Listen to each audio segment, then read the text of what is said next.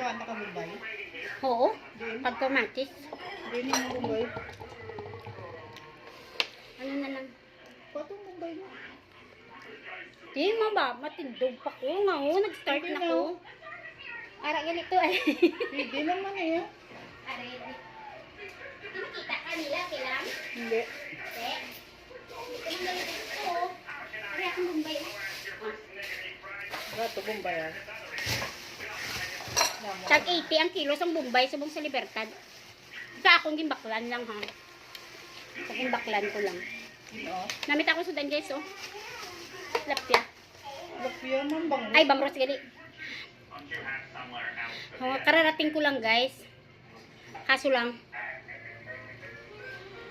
may susunduin na naman ako kaya nagmamadali ako. Ano na si Danji na oh? Upo. Lagyan natin sa bawgay para mas madali natin kainin.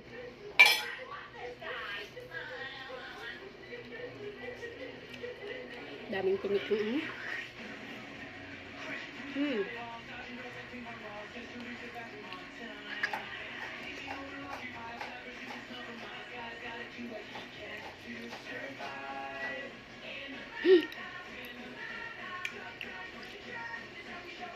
Tingnan yung pagurot ka na sa motor mo. Hindi ah? Suka? Oh. Ayun yung ating sibuyas. Kain akong sibuyas guys. Actually pala kain talaga ako ng sibuyas. Pag may mga pinirito, ganyan. Sinasabay ko yung ano, sibuyas. Sarap talaga itong sibuyas.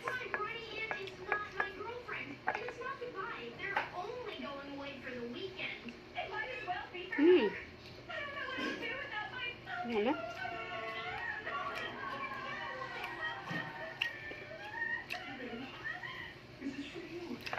May kamatis pa. Natagahigo ako guys. Kamatis pag sibuyas.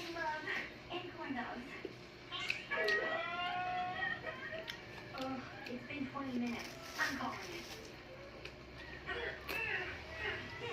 Are you free to visit your grandparents? Yeah, and my aunt, uncle, and their 4 kids. It's crazy. Like it. How are you gonna deal with it? It's only 2 days and everything's back to normal. Wala, ayoko ng ano, may buto na ano, kamatis. Ayoko ng buto, hindi ako nasanay kumain ng buto. Ang gusto. Sarap. Smell you later, lame-o. Not if I smell you first. Ako lang naman kakain ito guys, kaya kahit kamayin ko okay lang. Hi, sweetie. Sorry, I had to work a double shift again. Gusto mo ko guys. You own so much. Dami kong dala guys. Ayun o. Ayun o. Yan. Dala ko yan. May mga saging pa yan. Packed for us? May mga saging na ano yan. Lakatan. You know how bored you get from Yung masarap na saging ba? Binili namin ng mura.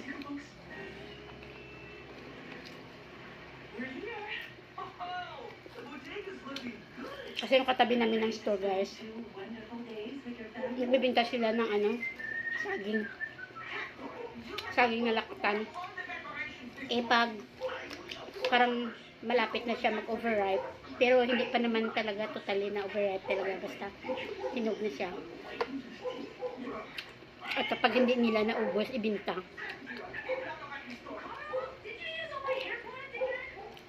Binibinta namin nila sa amin ng mura lang. Ang bintahan kasi dito sa amin ng dito sa Bacolod guys ha. Ang bintahan kasi ng saging dito na Sabaw, na lakatan. 80, 90, 100 ganyan. Pero pag maganda yung ano, at choke mo siya, bibigay niya ng 55, 60 o kaya 70. Depende yun. Pero kagaya sa amin, kapitbahay lang kami. Tapos, hindi maubos yung kanilang saging na binibinta. Ayun, binta na niya sa amin ng 30 pesos lang ang ano, kilo. Pero okay pa yan sa guys ha. Pakita ko sa inyo ha.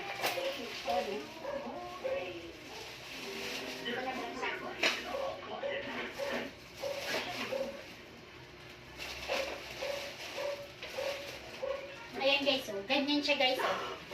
Ayan. Dito kasi sa amin, itong lakatan, mahal ito siya guys. Ayan. Hindi pa ito masyadong hinog talaga guys. Ayan. Tingnan nyo. Magbukas ako ng isa. O diba? Mura lang bintaya sa amin. O tingnan nyo kung gaano kaganda. 30 pesos lang. O diba? Kaya inubos na ni Nini. Kapatid ni boss, inubos niya yung ano, saging. O, tingnan nyo guys kung gaano kaganda, o. Diba? Like 30. 30 pesos lang. O, diba? Tingnan nyo kung gaano kaganda, o. Diba? Kaya pag may ganyan, minsan isang planggana ba yan na malaki. Yung binibili na yan ng kapatid ni Boy.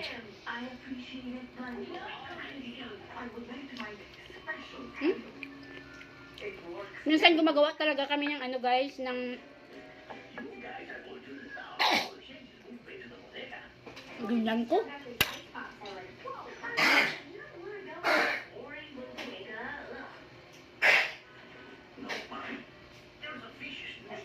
Nabukol ka garo.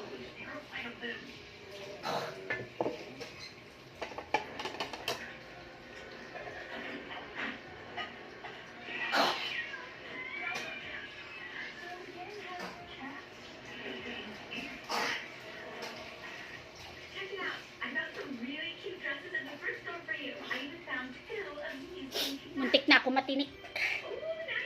Muntik na. Hindi ko na lang tinuloy lunok. Nainiipot ko. Kayo ang mga... Tingnan nyo ba yun? Pwede pa na kaunon kag ano eh.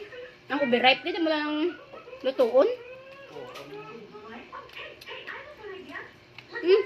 Si Boy, so ito kaya kabalo nga may saging.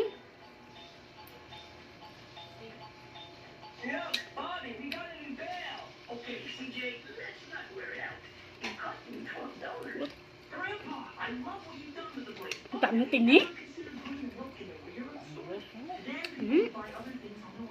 Ibukbak ko. Saan? Nara sa log. Imo na. Dahil lang ni.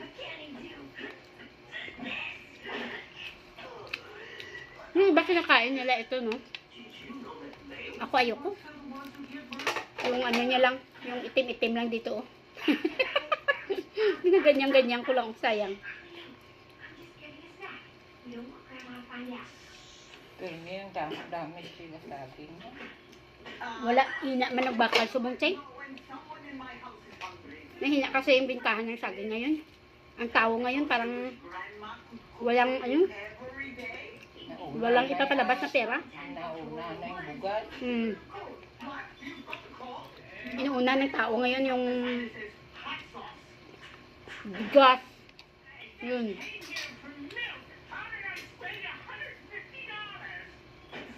Kaya humina yung ano nila.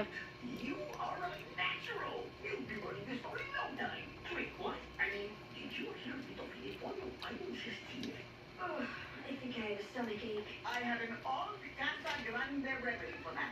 Make your finger and put it in your belly button. I'm suddenly feeling better. Good again. I just have Hala, another mga great katuloy. idea. Let's pierce your ears. Hindi ko na nakain. Okay. Smile with your eyes. Ronnie and Blake. One more. Not now, Mom. I'm about to pierce a belly button. Insect ears. This is amazing. I love it.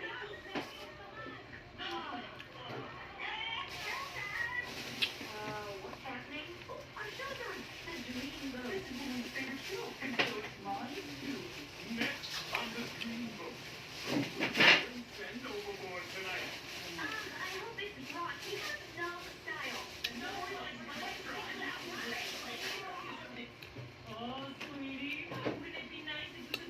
kasi akong store guys, kaya nagmamadali ako.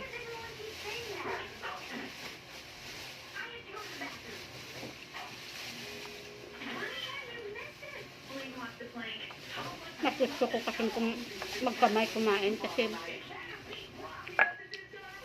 parang ang sarap kumain pag nakakamay.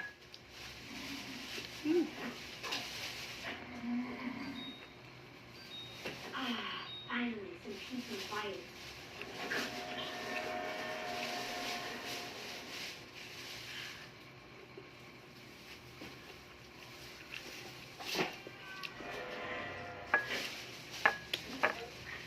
Ubos na guys.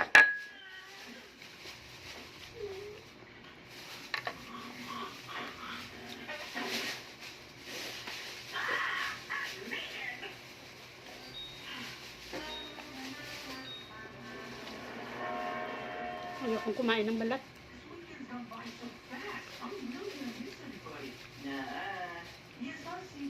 Sarap lang naman ito pag balat pag medyo ano siya, sunog.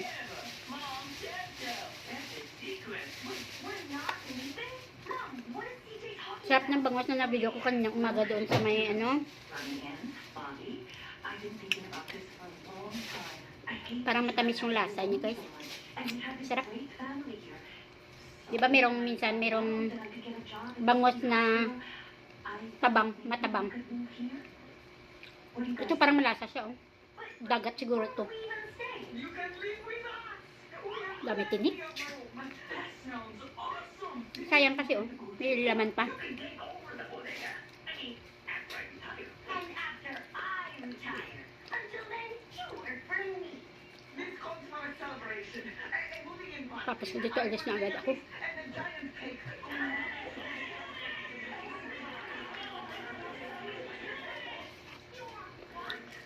Believe me, it's not my idea. Well, did you tell your family you don't want to? They're not gonna listen to me. It's 10 against 1. I've been there before. Well, don't worry. You've called the right person. I know. Put Lori on. Hey, Ronnie, what's up? What's up, you thinking? Well, I'm gonna tell them what you should be thinking. I still don't get why I have to come along. Because Ronnie has to come back. She is not my girlfriend. Mura ngayon ng isda. Nung bumili ako kanina sa balisakan talaga ng isda. Itong bangos dati, normal na araw lang yun ha, walang crisis ha. Kasi nga sasabi na natin na crisis ngayon kasi sobrang mahal ng pagtaas ng paggasolina, no? So parang crisis na rin yan. Crisis na talaga yan. Dati sa normal lang na araw, 190 ang kilo ng bangos. Pero ngayon nagtaka ako, mahal-mahal na lahat. Pero yung isda ang mura. Mura na isda. Ngayon, tapos na ako guys. Alis na ako.